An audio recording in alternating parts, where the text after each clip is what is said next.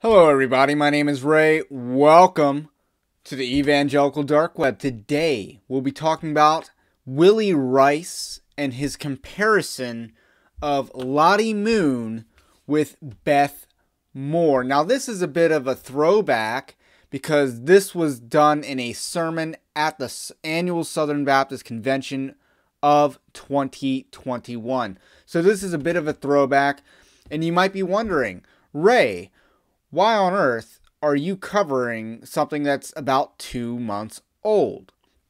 And the reason why I'm covering something that's about 2 months old is because I'm doing a story on Willy Rice, so I'm trying to whet your appetite for who this person is. So definitely subscribe to evangelicaldarkweb.org, linked in the description below as well, and also check out this channel and subscribe to that. Like this video to vault YouTube algorithms, the magical YouTube algorithms.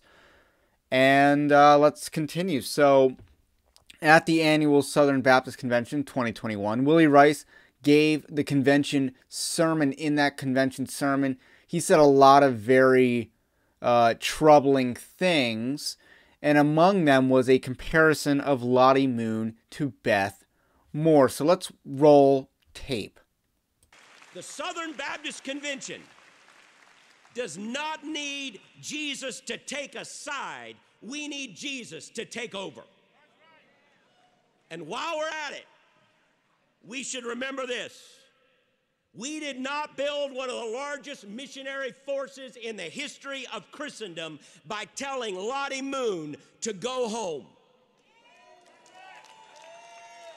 Most of our daughters and our sisters and our mothers only desire to obey the command of the risen Christ and to joyfully submit to every word of his authority. They have washed the feet of Christ's body with their tears of affection. Yet some grow disheartened when shepherds in the church become more agitated over peripheral debates than they are over leaders who have betrayed their sacred duty to care for the flock. When we're more interested in protecting our turf than we are protecting the flock, is that not the very definition of straining at a gnat and swallowing a camel? Well, I've sat through a lot of gnat straining sessions in Baptist meetings, and I fear we've swallowed more than our share of camels. Gold, silver, and jewels, or wood, hay, and straw, God will judge. Rest assured of that. Willy Rice makes the reference in passing by referencing Lottie Moon and comparing it to John MacArthur's famous "go home" statement. Now let's just revisit that go home moment that set the internet on fire. And I remember that at the time. I wasn't big into doing all of these things that I'm doing now, but I remember watching that video and thought, we're making a big deal out of this. People are upset over this. This is just a word association game. And I thought John MacArthur was quite kind in that moment to only say, go home. That was actually quite kind compared to, I thought I believe it was Phil Johnson who said narcissist. There's a few other answers on that panel. I thought John MacArthur had a very pithy, but also a very, it was not as barbed as it could have been. Does that make sense? It was just go home. That's all he said, and that's all he needed to say. And it worked in that moment, and it angered all of the right people. It angered all the right people.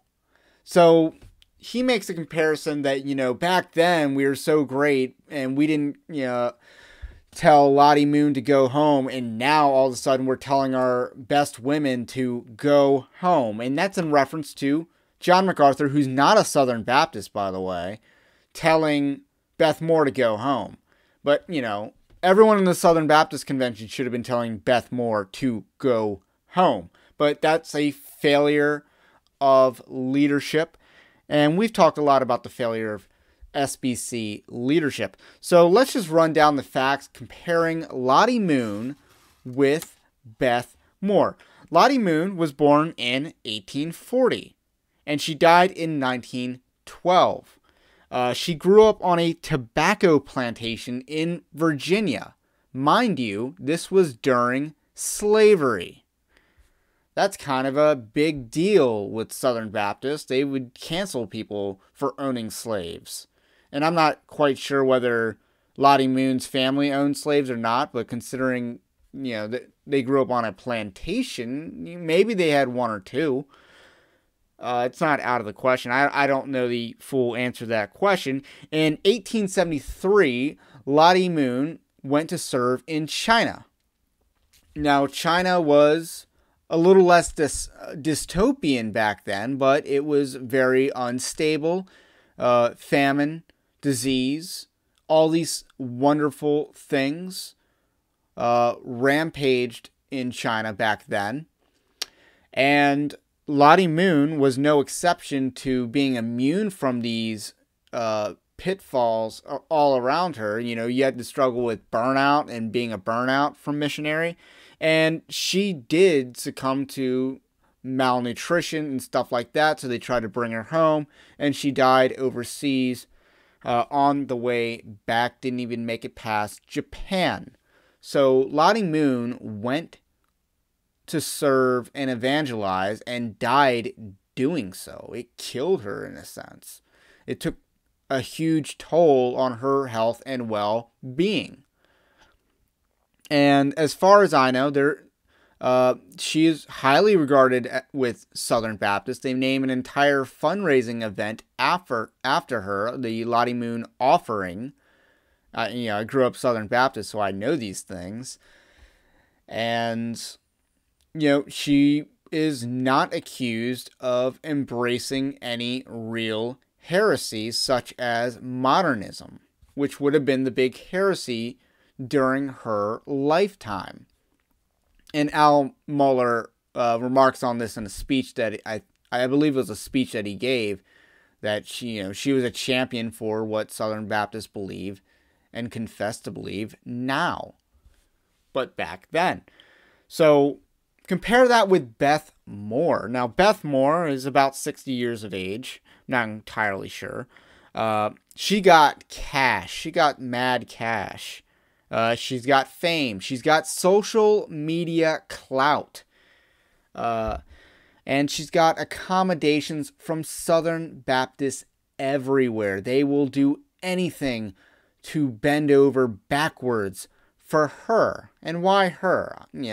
I've often called her the Lifeway Queen because there's money to be made in that connection there.